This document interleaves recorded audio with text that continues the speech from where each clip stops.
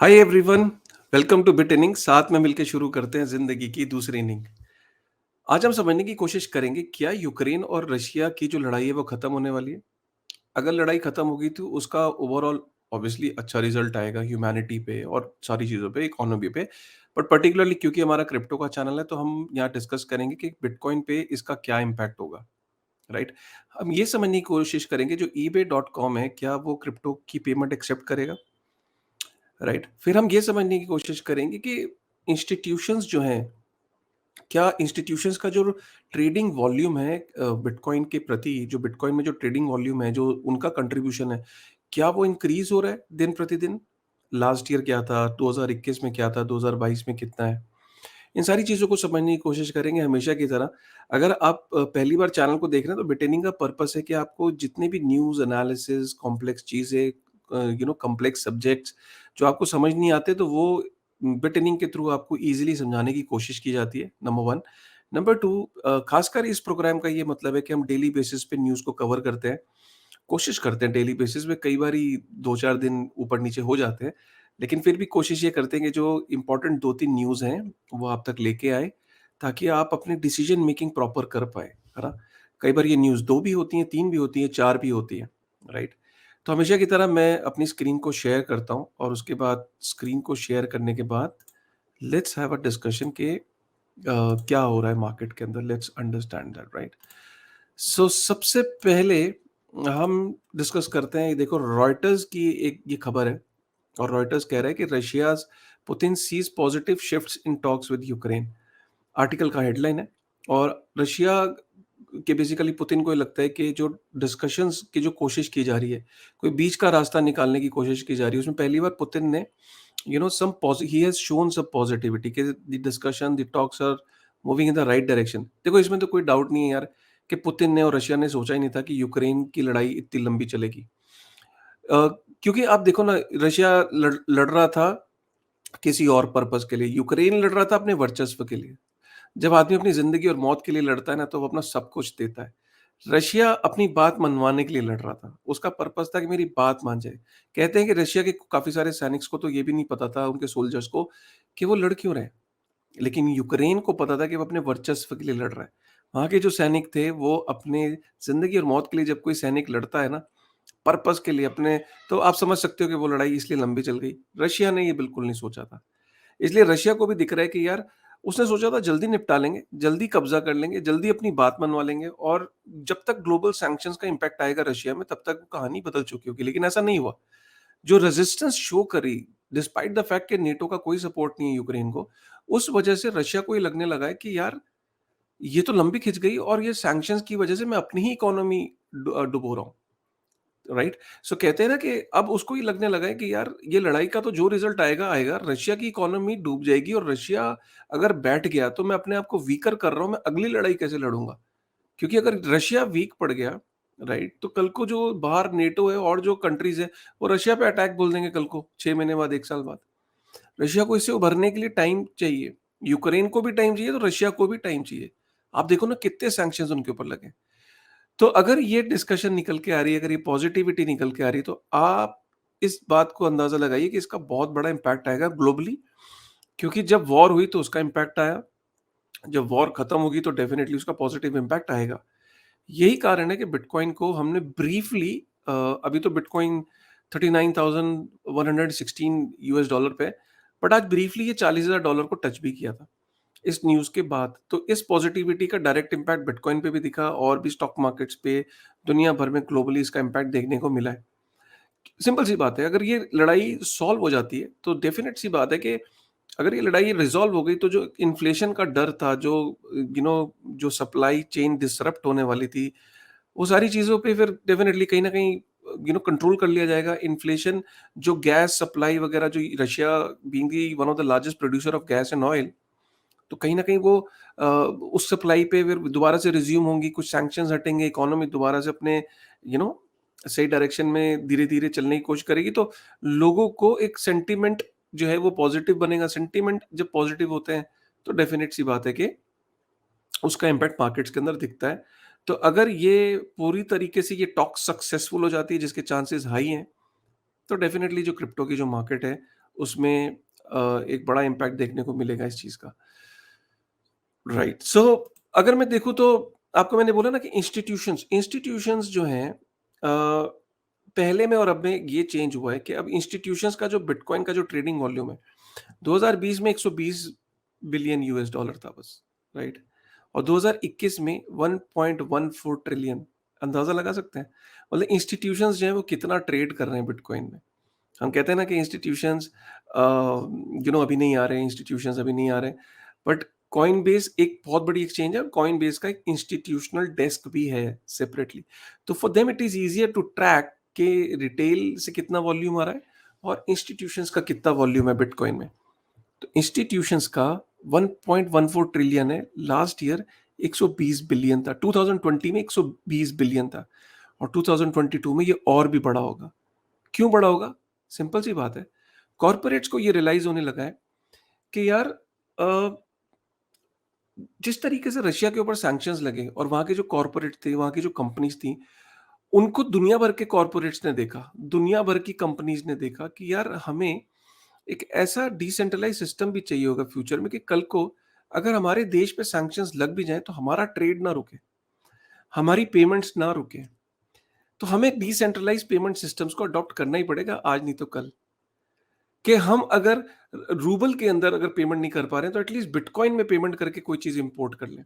Bitcoin के अंदर payment को भेज सकें। कल को आप देखोगे कि कॉर्पोरेट्स का जो रुझान है डिसेंट्रलाइज्ड पेमेंट नेटवर्क्स की तरफ वो बढ़ेगा और ये वॉल्यूम फ्यूचर में बढ़ेगा डेफिनिट। यूक्रेन और रशिया की जो लड़ाई है, उसकी जो इम्प्लीकेशंस बहुत सारी निकलेंगी, उसके आउटकम बहुत सारे निकलेंगे।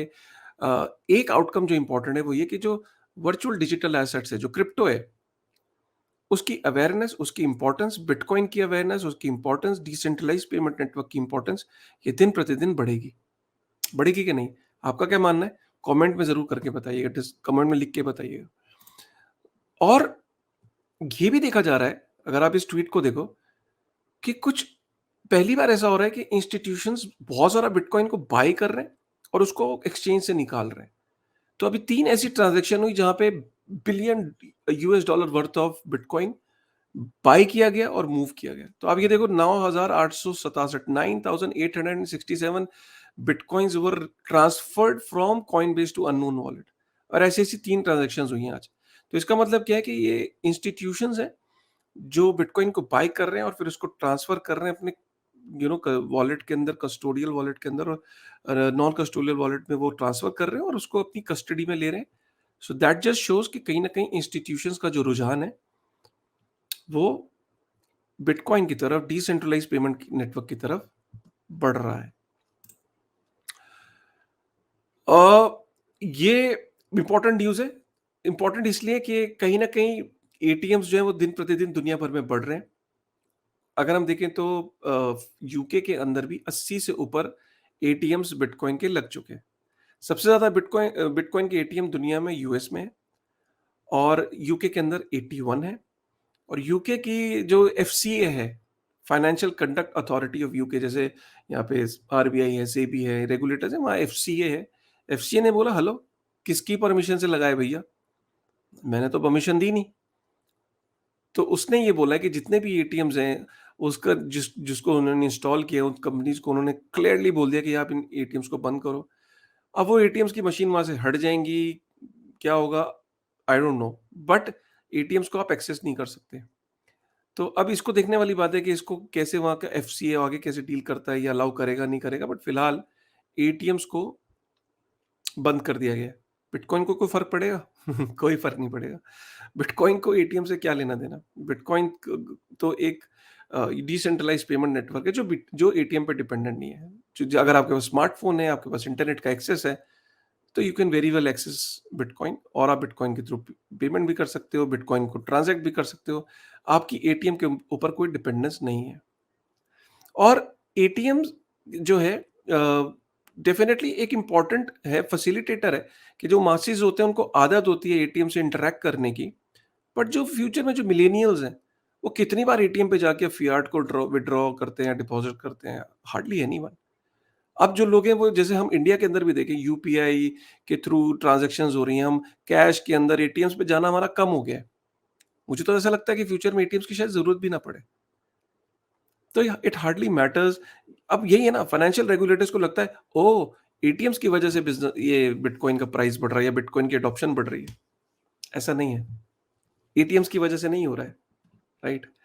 ईबे ईबे अ, हम सब जानते हैं ईबे को। ईबे जो है, वहाँ पे उसने बोला कि जो चीज़ें वहाँ पे बाइंग और सेलिंग होती है, जो ईबे के ऊपर आप चीज़ों को बाय कर सकते हो, सेल कर सकते हो। तो ई-कॉमर्स की जो ये वेबसाइट है, इसने अपने ईयरली एक प्रेज़ेंटेशन के अंदर इंटेंशन बताई है कि क्रिप्टो को वहाँ इंटीग्रेट करने जा रहे हैं और वहाँ पे आप क्रिप्टो के थ्रू पेमेंट्स भी कर सकते हो। तो ये अपने आप में बहुत बड़ी चीज़ है। ईबे एक बहुत पुरानी ई-कॉमर्स वेबसाइट है, पॉपुलर भी है, यूएस के अंदर स्पेशली।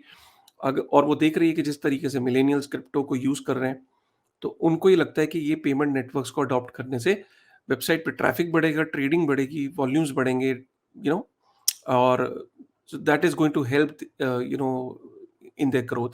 और उनका ये मानना है कि जो न्यू कमर्स हैं, उनको अट्रैक्ट कर पाएगा ईबे। अभी इसको वही यूज़ कर रहे हैं जो लोग पुराने ईबे को जानते थे। तो अगर नए लोगों को अट्रैक्ट करना है, मिलेनियल्स को अट्रैक्ट करना है, तो उनको ये ऑप्शन देना पड़ेगा, राइट? अ ये मैंने आपको बताया, कॉइन टेलीग्राफ का ये आर्टिकल ये कह रहा है कि bitcoin spikes above $40,000 as Russia sees positive shifts in Ukraine war dialogue.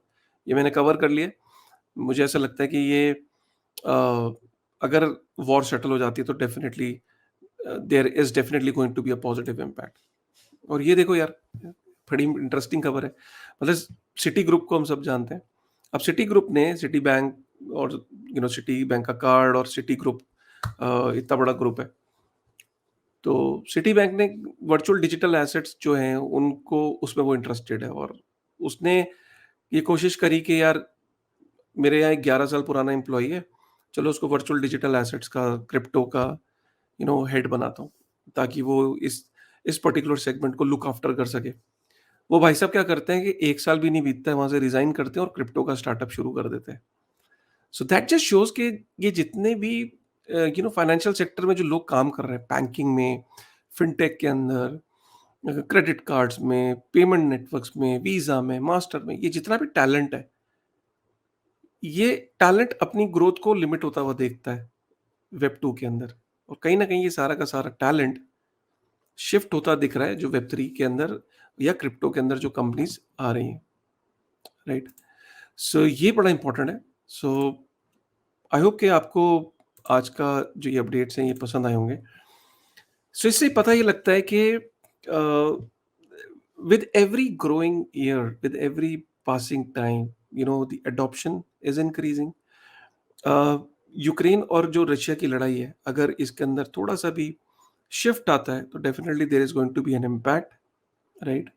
And जो इंस्टीट्यूशंस हैं उनको ये अवेयरनेस हुई है कि अगर आज रशिया पे सैंक्शंस हुए हैं, कल को कॉर्पोरेट जो अलग-अलग देशों में हैं, उनको ये लगेगा कि अगर वहाँ पे कल को खुदा ना खास्ता उनके यहाँ पे सैंक्शंस लगती हैं, तो उस केस में वो कैसे अपने आप को रीइन्वेंट कर सकते हैं, कैसे उन सेक्शंस को बायपास कर सकते हैं।